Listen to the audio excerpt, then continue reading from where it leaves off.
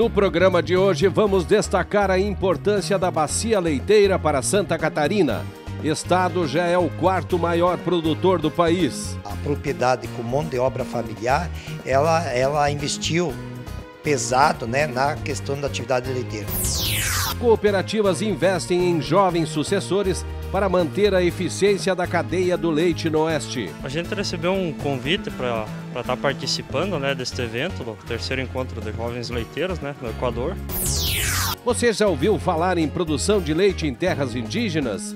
Santa Catarina é referência. A tendência é evoluir para mais índios, para mais produtores naquela região.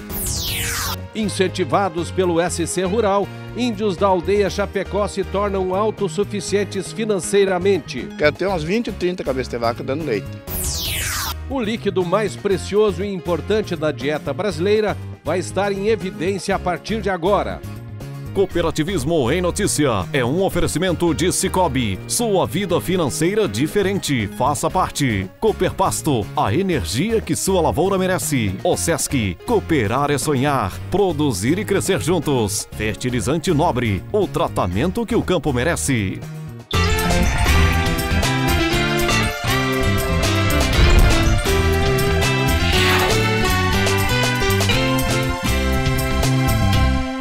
Salve, amigos! A produção leiteira sempre esteve muito presente no dia a dia dos agricultores catarinenses.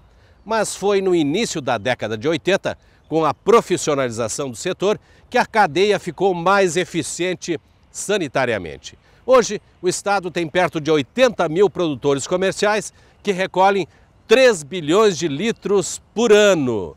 Para manter o setor funcionando perfeitamente, as cooperativas e as agroindústrias ajudam com capacitações constantes. E a gente foi conhecer um jovem sucessor que não para de colher bons resultados.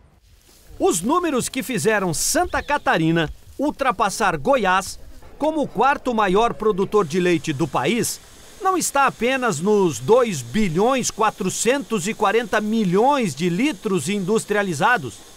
Está na eficiência e na capacitação do produtor, na melhoria genética do rebanho e nos controles zootécnicos de toda a cadeia. Enquanto no Brasil, a captação de leite caiu 3,7% em 2016, aqui no estado, o acréscimo passou dos 3,8%. Segundo o IBGE, a estimativa de leite produzido no estado gira em torno de 3 bilhões e 200 milhões de litros, incluindo aí o leite consumido pelas famílias rurais e na alimentação do rebanho. A bacia leiteira no Brasil evoluiu, está mais profissional, mas para atingir os índices de eficiência ainda precisa percorrer um caminho considerável. É que os números daqui estão bem distantes dos padrões internacionais. E por que os níveis internacionais são tão diferentes dos brasileiros? A maior parte pelos rebanhos trabalharem confinado, principalmente Europa e Estados Unidos, Canadá, as regiões mais frias, eles acabam confinando os animais. E isso eles disponibilizam o alimento no coxo para o animal, confinam eles.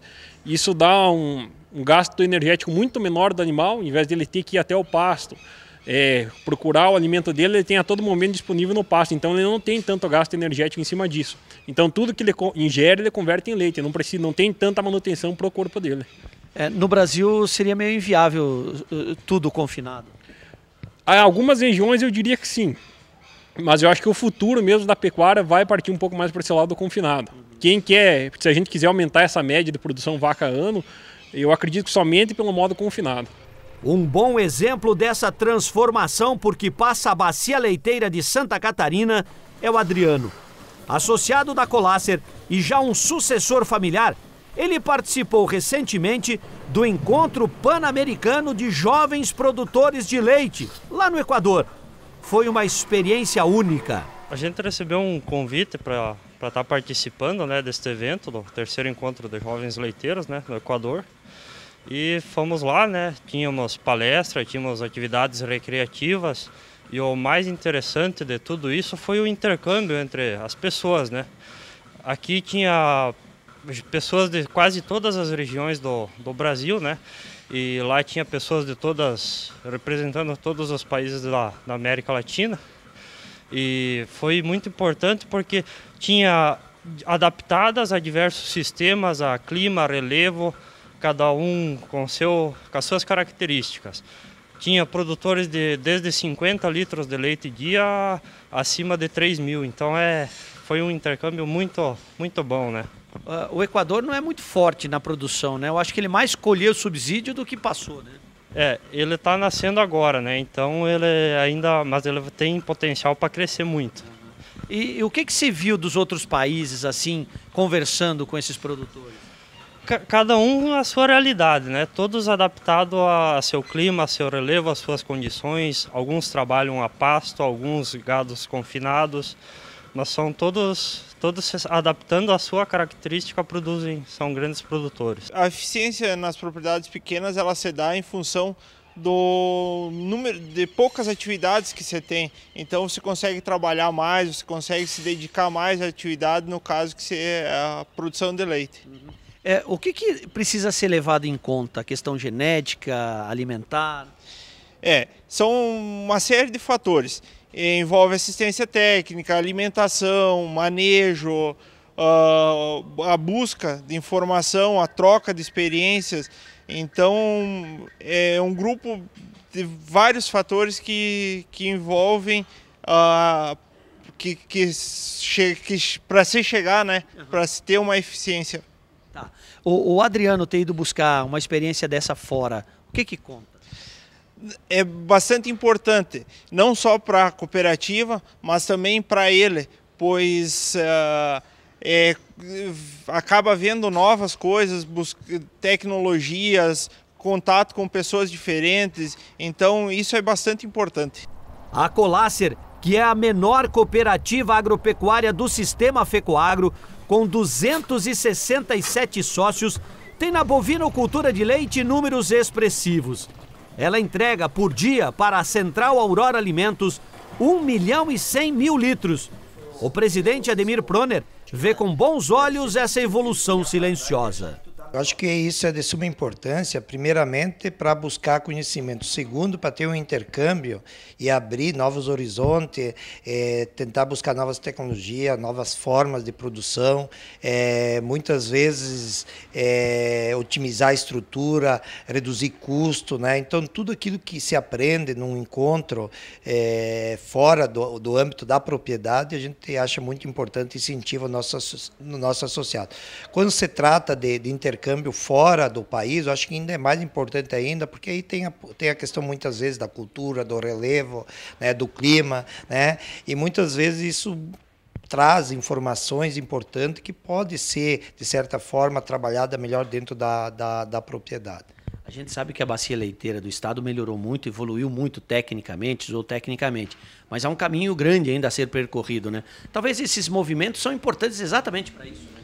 Com certeza. Se a gente fizer um retrospecto do passado com relação a agora, no passado a maioria dessas propriedades que hoje ingressaram na produção de leite, né, eles não tinham como a produção de leite como sendo uma das principais atividades. Era uma atividade secundária onde muitas vezes a mulher cuidava, né, enquanto que os homens tratavam lá da lavoura, da sinocultura, avicultura, né, e hoje o que a gente percebe, né, que principalmente a propriedade com mão de obra familiar, ela investiu pesado, né, na questão da atividade leiteira. Isso faz com que Santa Catarina, né, desponte a nível nacional como um dos grandes produtores de leite. Só para você ter uma ideia, o Brasil tem hoje aproximadamente 1.300.000 pecuaristas de leite, responsáveis pela ordenha de 23 milhões de vacas. É ou não uma cadeia importante dentro do agronegócio?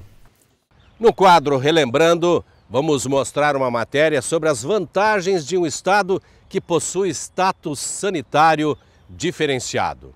Santa Catarina é um privilegiado. Essa matéria nós fizemos em junho do ano passado. Reveja. Olhando assim, a gente logo vê que Santa Catarina é um pedacinho de terra dentro desse gigante chamado Brasil.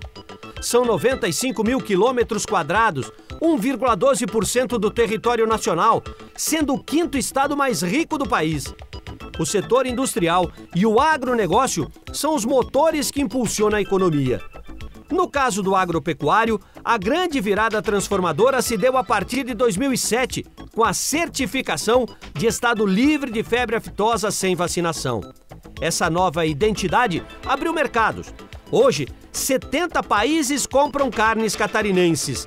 No caso dos suínos, só no ano passado, Santa Catarina registrou negócios da ordem de 439 milhões de dólares. Para manter esse status, muita gente trabalhou duro e por anos a fio. A pesquisa ajudou, o produtor se profissionalizou, mais técnicos estão a campo, enfim, a cadeia evoluiu. O desafio é manter essa condição. Por isso, há 9 anos, um exército de soldados luta diariamente para manter essa doença invisível longe daqui. As barreiras sanitárias ajudam, mas é a consciência do produtor que continua fazendo toda a diferença. Só para se ter uma ideia, o último foco da doença foi registrado no ano de 1993, na cidade de São Miguel do Oeste. Depois disso, nada mais. Comemorar esses certificados é celebrar quase uma década de conquistas. Na verdade, esse é um projeto de mais de uma geração que passou pela Cidasc, de governos de mais de 30 anos que tinham essa visão que no futuro só teríamos mercados para nossos produtos se a gente conseguisse ter, no mínimo, os certificados dados pela OIE, que é a Organização Internacional de Epizootias, que dá sustentação à OMC, que diz países livres disso têm mercados delimitados ou definidos em certas partes do mundo. Além do certificado de febre aftosa sem vacinação, outro certificado expedido pela OIE foi a de área livre de peste suína clássica, juntamente com o Rio Grande do Sul. Nós não tivemos nenhum avanço comercial com o certificado da peste suína. Todo mundo exige, inicialmente, os países de primeiro mundo que agregam valor nos seus produtos, exigem um certificado de febre aftosa.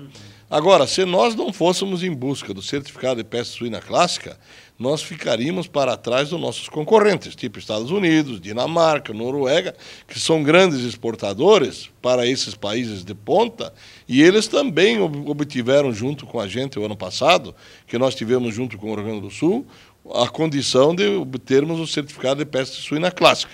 Olhando para o volume exportado de carne suína, nesses últimos anos, não se percebe um avanço tão significativo. Por isso, as agroindústrias esperam que ações mais eficazes dos governos possam abrir essas novas frentes. É um trabalho bom que o Estado fez e tem ajudado, sim. Claro que muito aquém do que a gente espera. Acontece que o setor, sempre o setor privado, é um setor que tem pressa. E o governo não tem essa pressa. Então a gente nota uma certa lentidão de parte deles, dos compradores, e também de parte do governo brasileiro, que poderia ter feito algo mais para acelerar isso. Mas que o trabalho for bem feito, que é muito bom e torcemos para que agora, então, os governantes também se agilizem um pouco mais. A gente gostaria de poder vender mais carne suína para países que são exigentes com relação a febre aftosa. Só nos 3 primeiros meses do ano, Santa Catarina exportou mais de 58 mil toneladas de suínos. Agilizar novos acordos com países potenciais economicamente é a próxima tarefa. A grande questão hoje para as agroindústrias é o mercado coreano. Como é que está essa situação? A Coreia do Sul concluiu aquele processo de avaliação da sanidade de Santa Catarina e já o Ministério da Agricultura autorizou, concluiu o processo e reconheceu o status, e agora falta a emissão do certificado e a acreditação dos nossos frigoríficos ou das indústrias para exportar. Então é um processo que agora estava nessa fase final junto ao Ministério da Agricultura e com certeza em pouco tempo o novo ministro, Blairo Maggi, vai dar andamento nesse processo de conclusão da certificação e do início das exportações para a Coreia do Sul, que é um mercado muito importante, assim como é o mercado japonês. A desconfiança internacional foi vencida com trabalho e persistência. Somos um estado modelo na produção de carnes, um oásis sanitário que colocou Santa Catarina na vanguarda internacional. E se realmente o tempo é o dono da razão, o futuro tem tudo para ser ainda mais rentável para as exportações do agronegócio. Depois dos comerciais, o assunto continua sendo a bacia leiteira catarinense, mas com outro olhar. Você já ouviu falar sobre produção de leite em terras indígenas? A gente já. Hoje você vê aí os indígenas hoje comprando carro, entendeu? Trocando os móveis de casa. E eles descobriram que o leite dá dinheiro e traz dignidade. Não é, dona Carmen? Deve ser meu sorriso, melhorou, que eu não podia nem arrumar os dentes.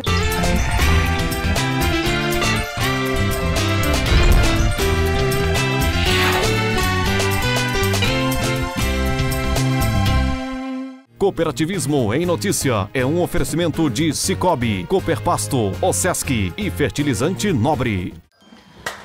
Chegou a promoção Grandes Prêmios, Grandes Chances Cicobi Cap. Agora você pode aumentar a sua cota capital e concorrer a mais de 40 automóveis, 60 motos e 7 picapes. Cada R$50 em cotas valem 3 chances de ganhar. Quanto mais cupons, mais chances e maior o seu resultado no fim do ano. Aí, todos ganham. Ah, não é associado? Então participe da promoção e venha para o Cicobi.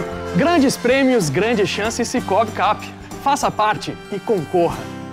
O seu gado merece um alimento de qualidade. Por isso a Fecoagro tem o Cooperpasto, um fertilizante exclusivo que melhora o rendimento da pastagem. São 2 fórmulas produzidas com as melhores matérias-primas. Cooperpasto Plantio fornece os nutrientes para o desenvolvimento da pastagem. E Cooperpasto Nitrogenado garante a manutenção e o teor da proteína do pasto. Cooperpasto é a energia que a sua lavoura merece. Cooperpasto está à venda nas cooperativas da Fecoagro.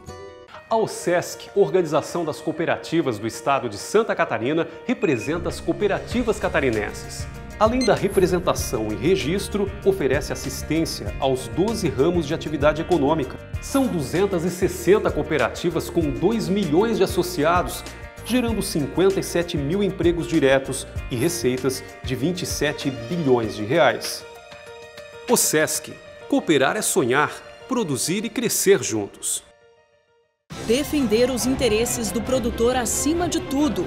É com essa certeza que o Sistema CNA trabalha. A nossa liderança em um momento histórico do país fez com que a voz do produtor fosse ouvida e contribuiu para mudar o que estava errado, criando um novo ambiente de estabilidade econômica e favorável à retomada do crescimento. Faça o pagamento da sua contribuição sindical até 22 de maio. Ela é obrigatória. Sistema CNA, compromisso com o Brasil.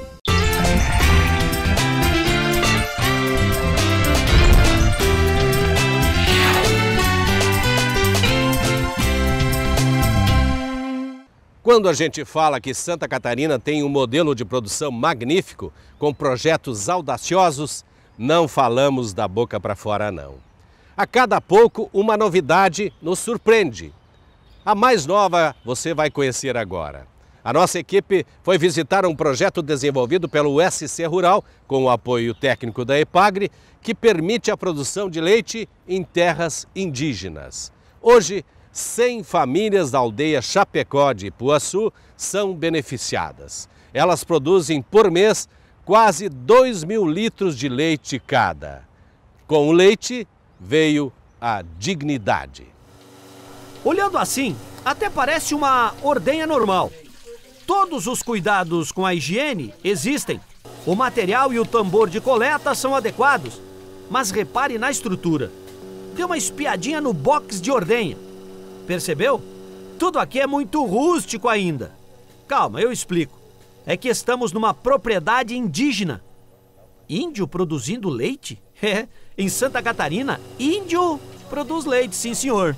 Esse projeto, executado pelo SC Rural e pela Secretaria de Estado da Agricultura com as famílias indígenas, é inédito no Brasil. E ele nasceu da necessidade de levar cidadania para as aldeias. E como se vê, a vida por essas terras melhorou muito. O café da manhã mais parece uma festa. É que as famílias são grandes mesmo. Moram os pais, os avós, os filhos, os netos e até alguns agregados. Para dar conta de tantas bocas, o seu Batista resolveu apostar na produção de leite. Pergunte se ele quer mudar. Eu, quando entrei no projeto, antes de eu entrar, eu trabalhava plantando milho. Plantava milho, feijão, Mas só que eu sofria muito e a minha família sofria também bastante. E daí eu pegava o dinheiro cada 6, 8 meses, né, na safra que eu colhia produto. Depois, daí eu me incentivaram para mim pôr a vaca de leite. Eu não gostava, porque eu gostava de ter meus boizão bem grandes, né, vim trabalhar, os mineirão, daí as vacas de leite é tudo Jersey, irlandês, né. Daí comecei, mas vou na ideia dos meus companheiros, vou pôr umas vacas de leite, ver se dá ponta. E põe, não é que eu não me arrependia. E de agora em diante eu quero pôr mais vaca ainda, quando puder tratar as vacas, quero ter umas 20 ou 30 cabeças de vaca dando leite. E o senhor percebeu que melhorou a renda familiar, melhorou a estrutura familiar? Melhorou bastante, porque cada 30 dias tem o dinheiro da gente, eu pago a prestação do meu carro, faço o rancho, compro as coisas para minha família, vivo tranquilo.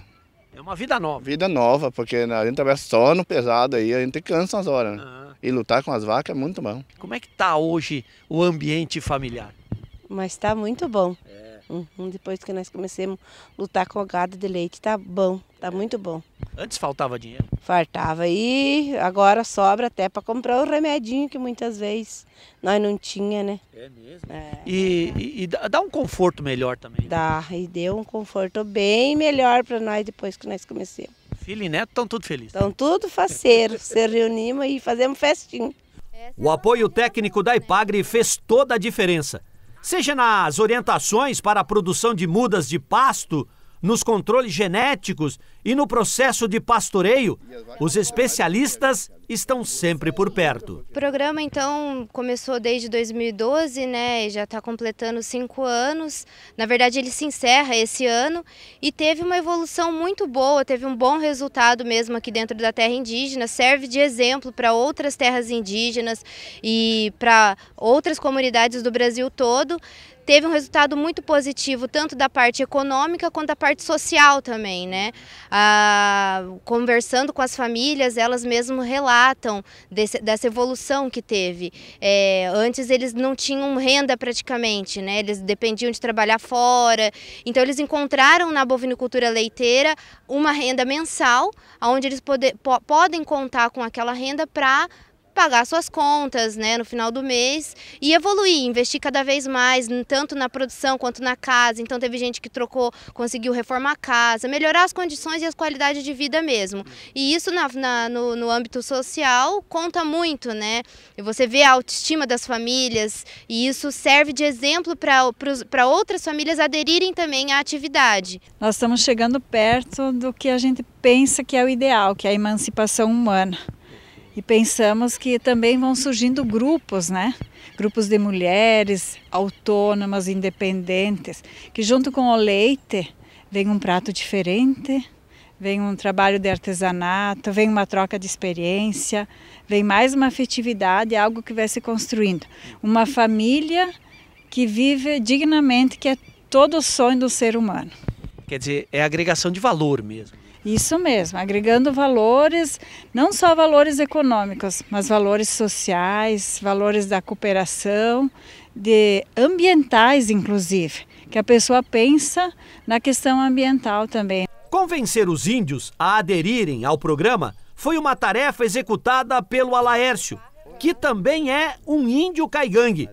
Formado em agropecuária e facilitador do SC Rural, ele foi importante nesse processo. Hoje você vê aí os indígenas hoje comprando carro, entendeu? Trocando os móveis de casa e até mesmo estudando hoje. O estudo, né, mudou com uma atividade do leite. Você, que é indígena também, essa relação sua com o produtor, falando a mesma língua, facilitou? Facilitou bastante. Facilitou porque a gente conhece eles e eles também confiam na gente, entendeu? Você como indígena chega, porque os índios antes eles eram muito enganados, vinha o pessoal de fora, enganavam eles e eles tinham esse medo de se abrir com o pessoal. Com nós indígenas é diferente.